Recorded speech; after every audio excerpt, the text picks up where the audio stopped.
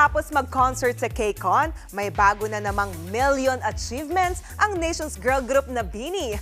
May chika naman sa News 5 si SB19 Justin sa naging inspirasyon niya sa kanyang single na Kaibigan. Panoorin natin to.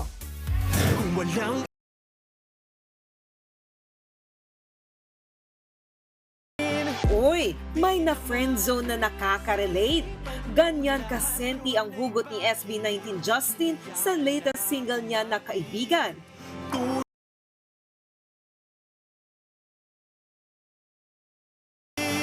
Chika niya nga sa News 5, bet niya raw talaga ang mga kwento na hindi happy ending. Pag nanonood kayo ng movies, di ba po, tas yung feeling na parang ang sakit-sakit, pero ang sarap ng sakit. Alam niyo po yung ganong feeling na parang, ang lungkot, di naging sila. Pero parang ang satisfying din in a way na hindi naging sila. Na-in-love na rin kaya si Justin sa isang kaibigan? To be honest po, wala. Hindi, wala. Siguro po meron, pero in a way parang mga puppy love lang nung high school, ganyan, no elementary. Pero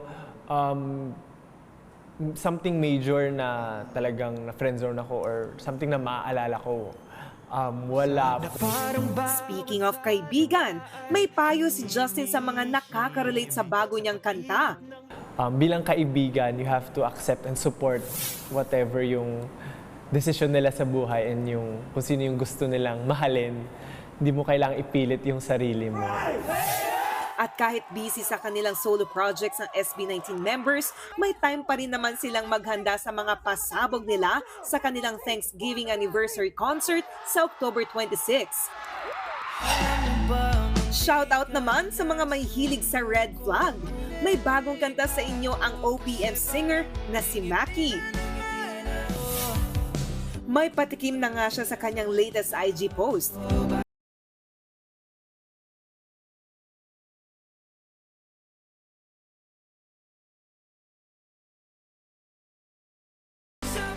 Stay tuned lang muna kung kailan ito i-release. Tuloy-tuloy naman sa kanilang achievements ang nation's girl group na BINI. Ngayon nga, pumalo na sa 2 million ang kanilang followers sa Instagram.